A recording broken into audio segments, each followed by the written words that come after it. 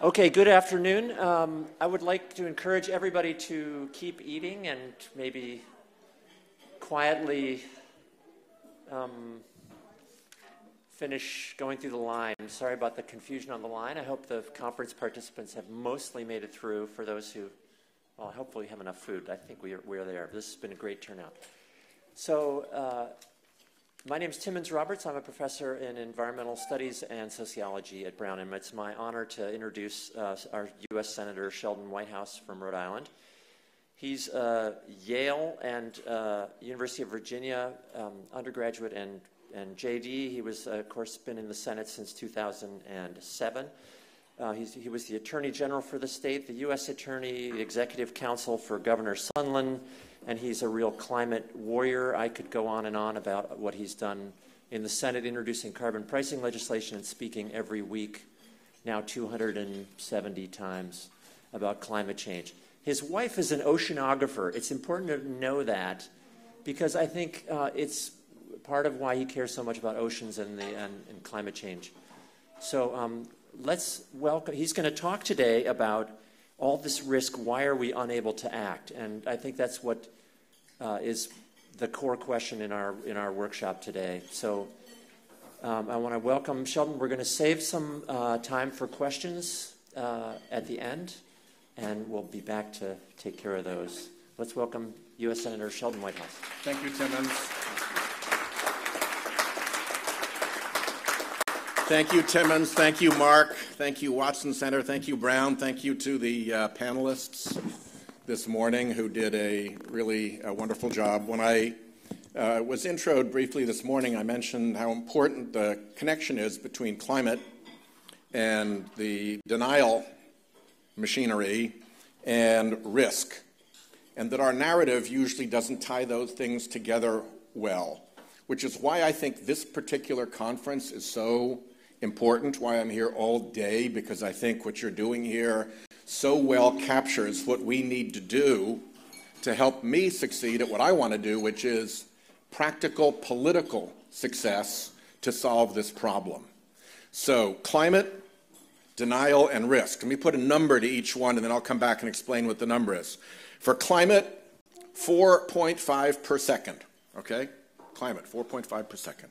Denial, 700 billion per year. And risk, 2008. So let me start with climate. What is 4.5 per second? 4.5 per second is the number of Hiroshima-strength nuclear detonations that would have to go off in the ocean to match the warming that climate change is forcing in our oceans. 4.5 Hiroshimas per second.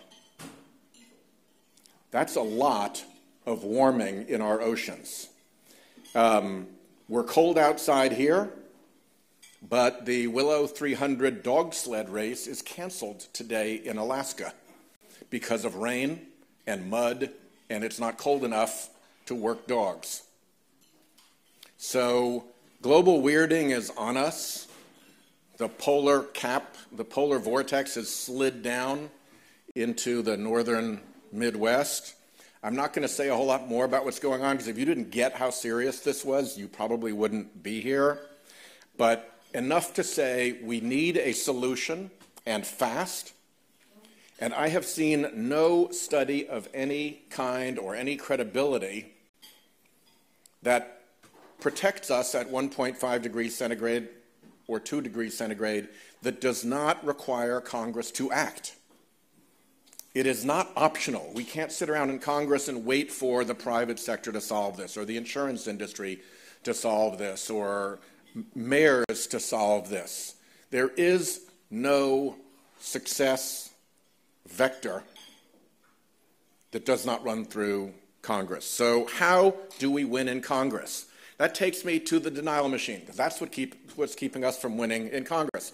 What is $700 billion per year? $700 billion per year is what the International Monetary Fund, they are not stupid people, they're not environmentalists or fossil fuel people. They try to get it right, they're very well educated. It's what they say is the annual effective subsidy for fossil fuel just in the United States of America. So if you're the fossil fuel industry, you are protecting a $700 billion per year subsidy. If you want to go back to some of the carbon prices and social costs of carbon that have been offered, the Obama social cost of carbon runs to about $300 billion per year in effective subsidy to this industry. So when you are the political winner of a multi-hundred billion dollar annual subsidy, what might you be willing to do to protect it? Anything. How much might you be willing to spend? Anything. And they have done so. As Robert Brule, who I want to welcome to Brown University, and Justin Farrell, who's here visiting from my alma mater, Yale, and others have pointed out, there are probably about 100 academics, scientists who study the climate denial apparatus, the science denial apparatus. We all need to do a better job of amplifying their work. It gets buried in the Journal of Applied Memory and Cognition and whatever. We need to get that work out. It is being done, and I'm very proud that Brown has highlighted by bringing Robert Brule here and to push what they're saying, because it is really important. What this industry did is it took over the tobacco industry's health denial operation and put it on steroids, filled it with money, expanded it into new groups, and it now runs basically a very well-disguised and very widespread science denial operation. Beside that science denial operation, which provides kind of some cred for the other side, they have a political operation. And the political operation is very, very tough. In my world, we had bipartisan work going on climate change. When I got to the Senate in 2007, we had more in 2008, we had more in 2009, we had 5 different bipartisan climate bills in the Senate in that period. It came to a dead stop in January of 2010. Since then, not one Republican in the Senate has gotten onto one serious bill to do anything about carbon dioxide emissions. What happened in January of 2010 to cause that shift from normal bipartisan behavior to this peculiar environment we're in right now? Citizens United. The United States Supreme Court, 5 Republican judges decided Citizens United, and it told giant special interests, you can spend as much money as you want in politics. There is no limit. Well, back to $700 billion, right? There is no limit to what they're willing to spend, and they have poured it on. What the court was stupid enough to miss is that if you're going to let big special interests spend unlimited amounts of money, you have also empowered them to threaten to spend unlimited amounts of money. And even if you could chase the unlimited amounts of money through the dark money channels that have been cooked up to hide the hand of the fossil fuel industry, really hard to spotlight those threats. Those are private. And that combination has shut down bipartisanship in the Senate and in Congress. That needs to be broken. It can be broken. We have to point out that this is a party that has been captured by the fossil fuel industry. The narrative on climate has to go from being polar bears versus your job to a detective story of how a big special interest is conning you and has taken control of your government away from you through dark money. That's the Koch brothers, that's groups like Donors Trust, which have no purpose in life, manufacture no product. Their entire function is to launder the identity of donors so that money can go to climate denial operations without having the fingerprints of the Kochs or Exxon or somebody else on it. This whole apparatus that Bob and this brave group of scientists study is very, very effective, and we need to undo it. It has made the Republican Party the political wing of the fossil fuel industry. And that needs to change, and we're in a position to change it. Now, the Senate is Thermopylae, right? Except you got to reverse the good guys and the bad guys. You remember Thermopylae, where 400 Spartans held off the massive Persian army because there was a narrow pass they had to get through? Mitch McConnell and his Republicans are the small band that is holding the Senate, and until we can break that, you can have the public pressure for this go from 53 to 63 to just 73%, which it is. We could have it go to 83, and they would still hold Thermopylae. So we've got to break them. And the way you break them, in my view, is to go after the fossil fuel guys and point out how wickedly they're behaving. Don't let them get away with it. When these CEOs say they know their product is doing harm, they support a solution, and they think a carbon price would make a good solution, no, no, no. That memo does not get beyond the C-suite. Their entire lobbying and electioneering apparatus is still 100% dedicated to preventing the thing they claim to support from happening. So you can break through by going after them and shaming them. We also have to wake up corporate America, the good guys, because there are lots of American corporations which have an enormous amount of power and clout in Washington, which are doing good things on climate, in their fence lines, out their supply chains.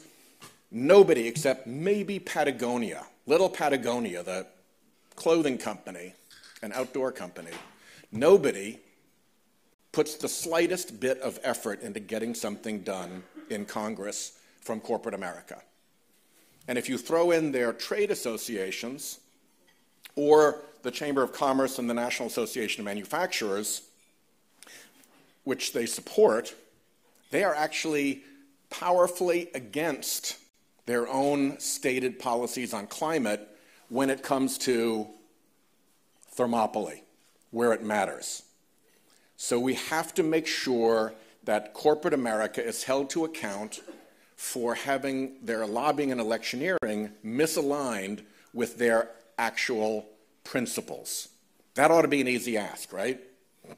So how do you break through? And this takes us to the third piece, the last piece, risk. We can obviously tolerate a lot of risk to commonses. Let the tragedy roll on these commonses. We are very bad, particularly in Congress, at holding off risk to commonses. But when you've got risk to interests, whoop, suddenly people start to pop up. And we heard this morning about the prospect of coastal property value crash. That is serious enough that Moody's, the municipal bond evaluator, is actually now evaluating coastal municipal bonds based on flooding risk. First Street has just gone all up and down the Atlantic coast and started around the Gulf Coast doing the study that shows that coastal property values are starting to peel off from inland property values, starting to fall, as suggested. Freddie Mac has warned of a coastal property value crash that could drive coastal property owners back from the coast in droves. And they have compared it, here's where 2008 comes in as my number on risk. They have compared the risk, the economic risk of that coastal property values crash to the harm of the 2008 mortgage meltdown on an equivalent scale. Now, they're not the only ones. Mortgage companies and insurance companies are starting to look at it, but it's not vital for them yet because the horizon seems to be about 30 years plus out in a 30-year mortgage. You're paid back, you're done, no big deal. But it's starting to creep in, and it's starting to affect values, and those who are involved in those related businesses are starting to pay attention. The other one was the one that the second panel talked about, which is the carbon bubble.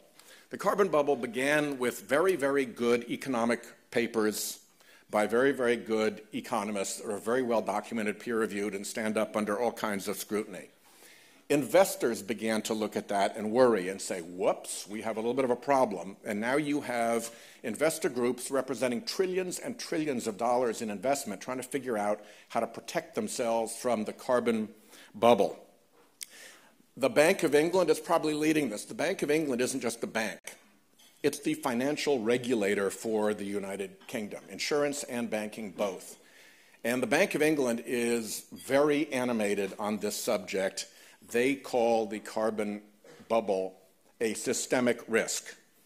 Systemic risk are the two most boring words in the English language that convey the most terrifying message. Because systemic risk means when those companies crash, it's not just their stockholders that get hit.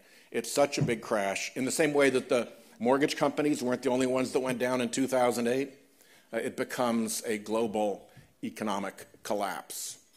So that has a lot of folks' attention as well. And that, too, is said to be as bad as the 2008 mortgage meltdown. And by the way, nothing says they can't both happen, which is 2008 mortgage meltdown 2x, asterisk, not sure, could be a lot worse. So that is starting to bring people forward in a way that could make a difference. I'll close with two observations. One is that you saw this begin to play out with a big investment company called Blackrock. Blackrock has trillions of dollars under management. Exxon had fought off every shareholder climate action that had ever been brought. Over and over, dozens and dozens of times, it fought its shareholders off and was able to avoid accountability. BlackRock, Church of England, CalPERS, some of the big investors said, not anymore, you don't. You've got to do a climate report. They broke their back. They won the shareholder resolution. Success, right? Except, in my view, Exxon wrote a bogus report back. And nobody's really taken on the next step of, wait a minute, why are you assuming that renewables development is going to slow down as renewables move into more competitive pricing against you? How does that make sense? Why are you assuming the lowest adoption of electronic vehicles of any assumption that is out there by a lot? Why are you assuming that there'll be no electric buses or trucks when there are already electric buses and trucks? And if, as you say, carbon capture is this massively exploding industry that's just going to burst into our economy and create enormous wealth and solve this problem for us, why aren't the people down the hall in your investment offices paying any attention to this advice of yours? So, again, we move forward. They got the report. Exxon, I think, fudged the report, and we got to keep the battle on. The last thing is that there's a loose variable out there, and that's the lawsuits. And the lawsuits could make a really big difference. This began decades ago with tobacco and the fossil fuel industry moving in and taking over the tobacco denial apparatus. Well, one interesting thing about the tobacco denial apparatus, the tobacco denial apparatus was sued by the Department of Justice of the United States of America and was determined in court to be fraudulent in what it was communicating to the public about its product. And that was upheld by the D.C. Circuit Court of Appeals and let stand by the United States Supreme Court. You can take the complaint of the Department of Justice in that case, you can take out the word tobacco, put in the word fossil fuel, take out the word health, put in the word climate. You got a lawsuit.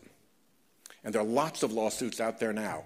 And the tobacco people broke not so much when we won those lawsuits, they broke when discovery allowed litigants into their files.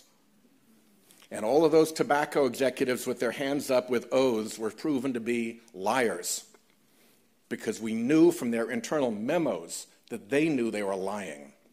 So Exxon has just lost in the Supreme Court trying to prevent our sister state of Massachusetts from being able to commence discovery in the Massachusetts case. And they're fighting all these other cases with really preposterous arguments that signal very much that they're desperate not to provide discovery. They literally argued to the Massachusetts judge that they did not do business in the state of Massachusetts consistent with the minimum contacts required under the U.S. Constitution to be sued. This to a judge who had probably driven by an Exxon gas station on her way to work that morning. So don't underestimate the extent to which litigation and the courts are going to be incredibly helpful in breaking the back of this and forcing the denial operation to change its tune and decide to come to the table instead of denying.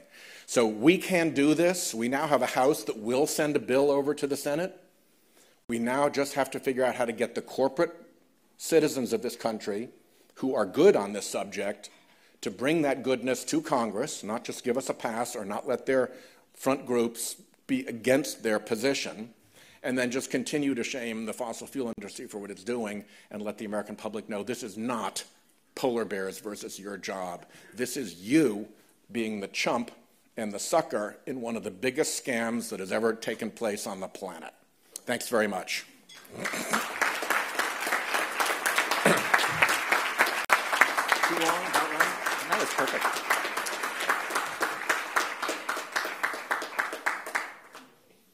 Thank you, Senator Whitehouse. That was awesome. Now, we're going to have time for questions, and we promised to a student organization to be able to ask the first question. Do we have a microphone, a roaming mic? Or I'll repeat it. Yeah. Somebody bring it up. Coming.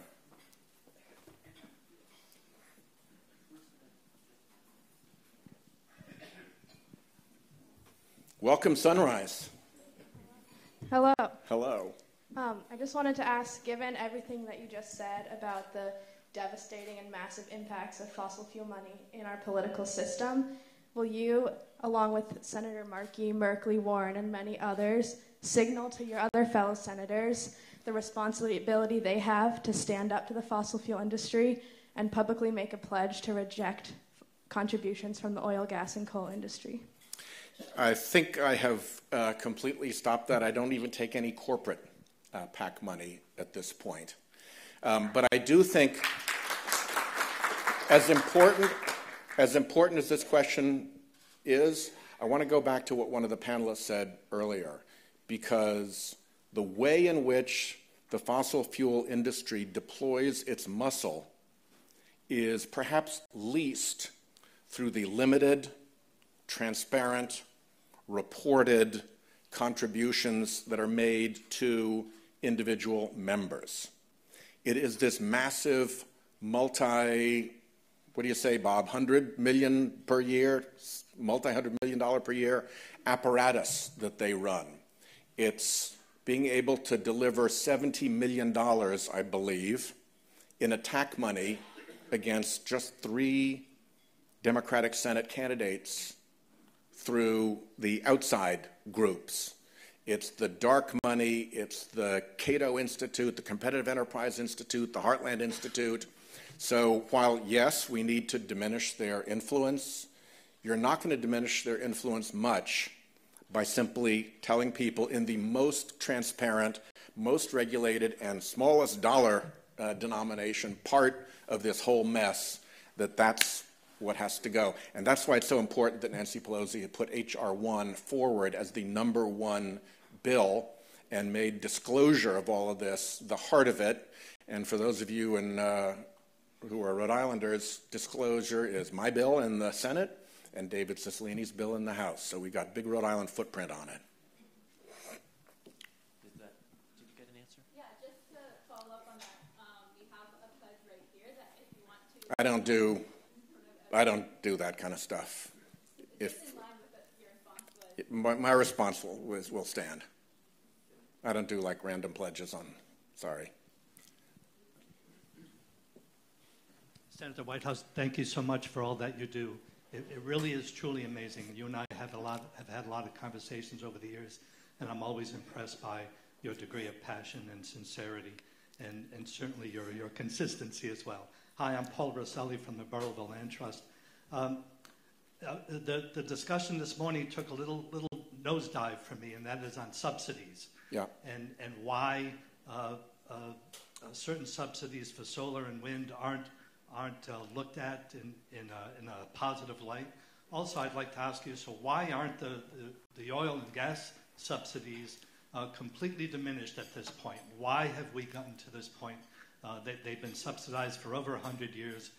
Isn't it time to, at the very least, reduce them and if possible, eliminate them? Thank you. The technical reason that the oil and gas subsidies are still there is that they are baked into the tax code.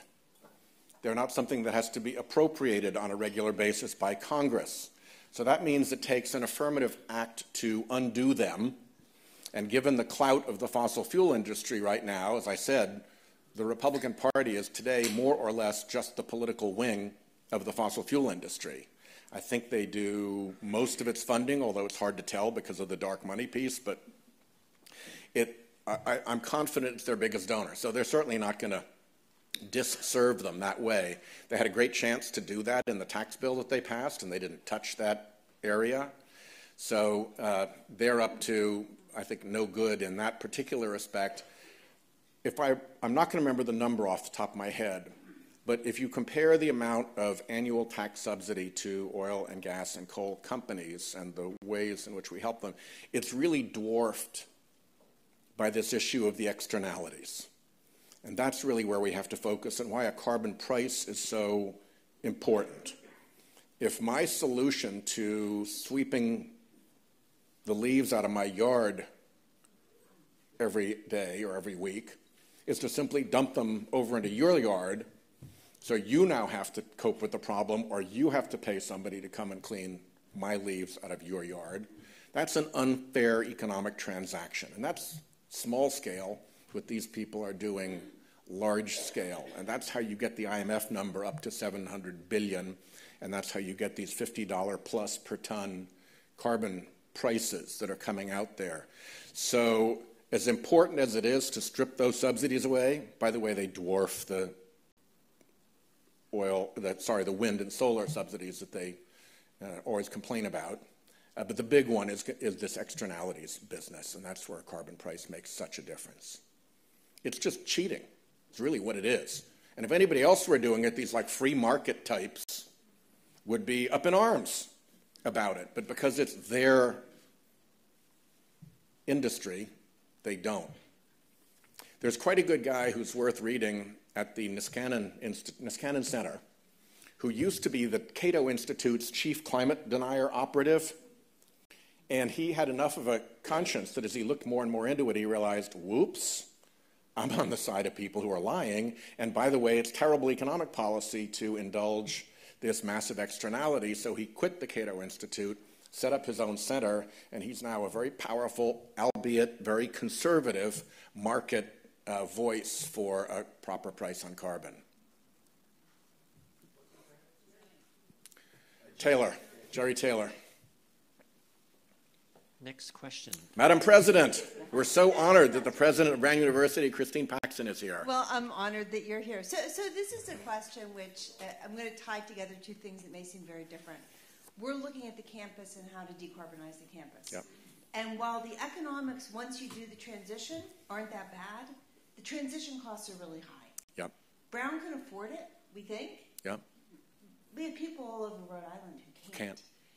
Then you look at what happened in France. You impose a gas tax, you get riots. Yep. So I guess the question is, how do we move in the direction of a higher carbon price while still helping people over this transition? Because if we don't, they're not going to put up with it. That's my fear. Yeah, I think there are a combination of things. First of all, what you do with the money that you raise through the carbon fee, I call it, and that's for rhetorical advantage to a degree, but it's also because a tax goes to fund the operations of government. And this would not be intended to fund the operations of government. In my bill, every dollar goes back to the American people, probably 80% of it directly, and 20% through the states, which each have their individual issues they need to solve. So I put some money for states in there. But the money goes back. And you can make it go back in very progressive ways. We offset the first chunk of the payroll tax, for instance, evenly across the board. So there are ways to turn a price on carbon into a tax progressive thing by offsetting other taxes. So the progressivity of it is good and helps. That does not, however, address the problem that you raise of how you fund the capital requirement for making the transition. And that's a separate problem that we need to continue to work on. We're seeing more and more the development of loan vehicles that will subsidize it. You can go to National Grid right now and you can enter into a contract where they will pay you over time and take a share of the savings. And There are companies that will do that as well. So that needs to develop. Very, very hard for people who are poorer. Really hard for people who are tenants. So there are some very specific communities that need attention in this. And I think as we move forward, trying to put a Green New Deal package together, that kind of common sense economic investment that helps people in those communities is going to be a central part of it. Because it's a win. It's a win. It's just not a win right now. It's a win you just got to be able to wait a minute for, and then it's a really good win. And that's the basic idea with the Green New Deal, is that we need large government investment in that upfront. And so do you have any more specifics you could say on where that's going in Congress? We don't have a bill yet. We don't have a definition of it yet.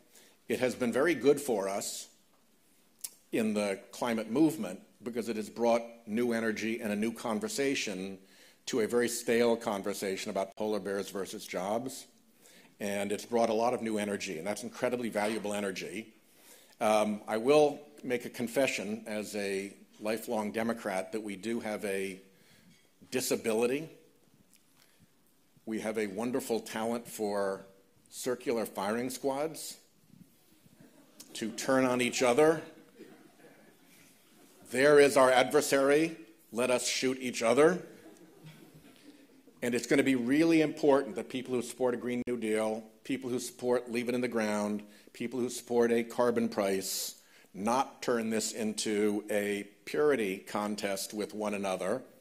None of those things will pass the Senate now, so it is a moot point. We have to get together to fight to create the conditions for victory politically. And when those conditions for victory exist, we'll actually have a better bill as a result of it, and there can be a carbon price, funding Green New Deal things. That will all be worked out in time. But please, please, please let us not let our different views on what the bill should look like divide us and prevent us from being in a winning position to actually get a damn bill.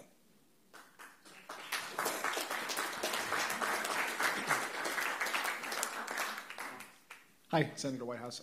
Alex Kiffis. Nice to see you. Nice to see you too. We've seen each other a few times.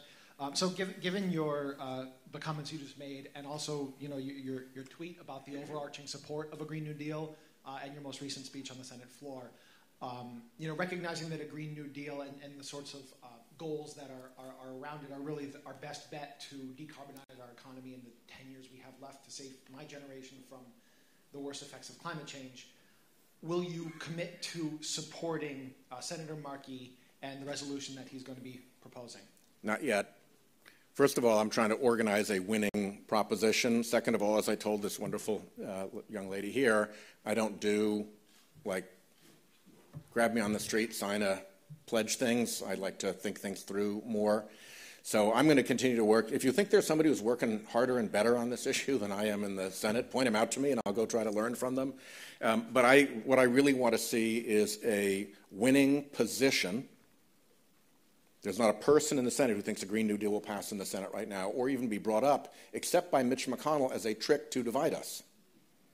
So we have to improve our position, which means getting corporate America off its rear end, the good guys, and putting a spotlight on the dishonesty of the fossil fuel industry, and then putting the strongest bill that we can together. And I don't want to foreclose my options. I have a carbon price bill that I think is very effective, and so we're going to continue to work towards that. I'm all for Green New Deal input. I'm all for Jeff Merkley's Leave It in the Ground input.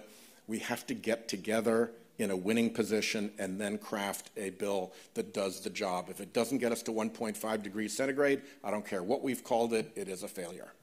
Do you support the principles laid out in the Absolutely.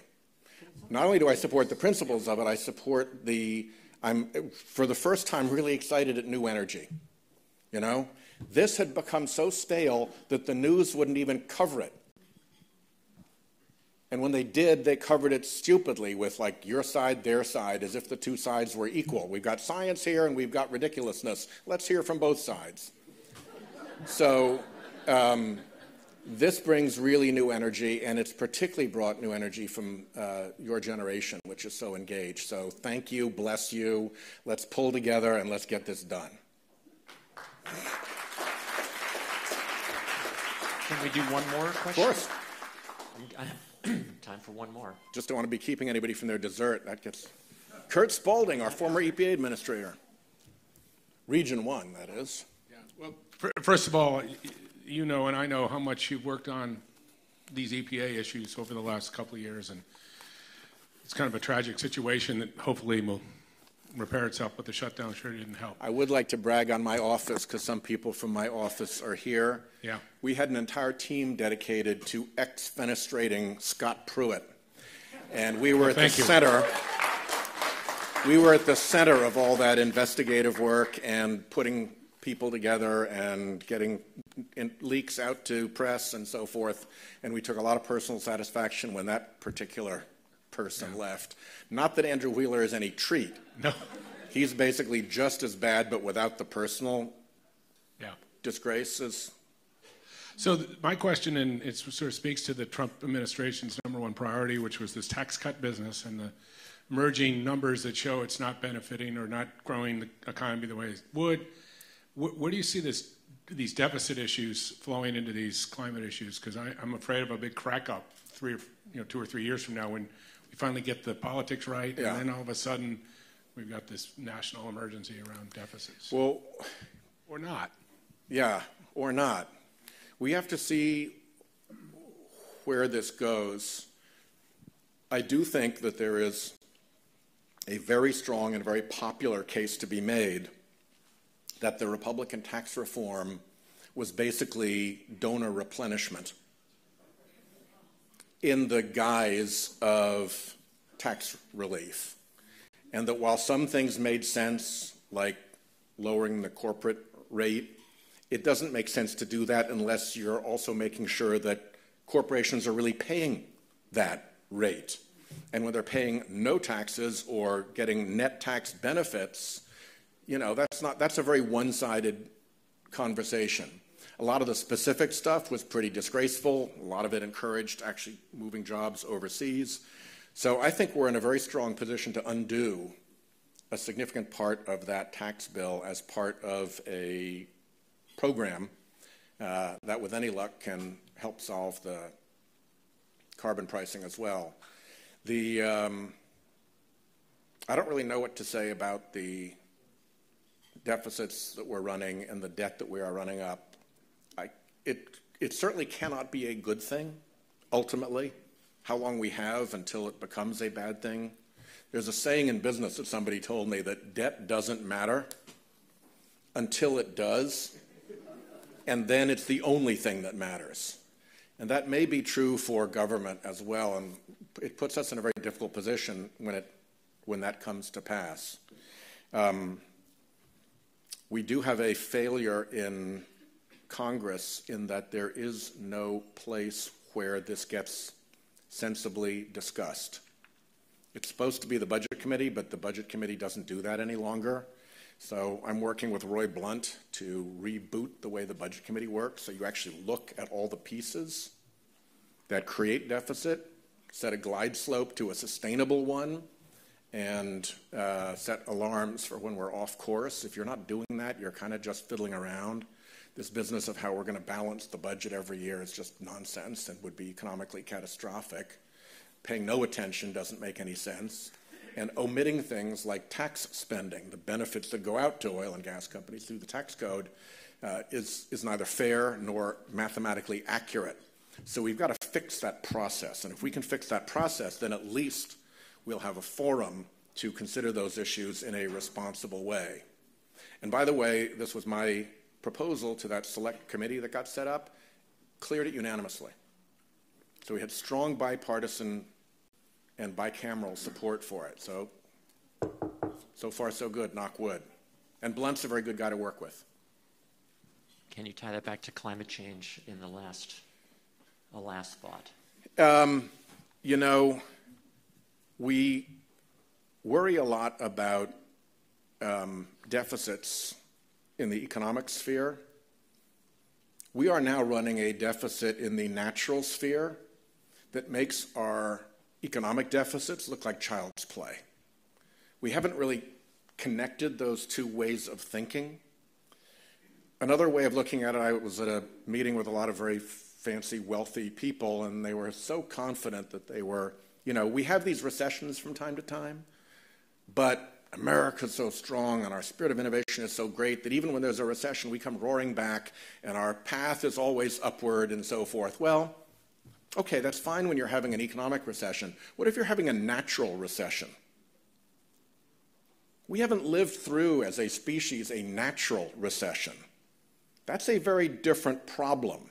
We had it kind of locally in the Dust Bowl.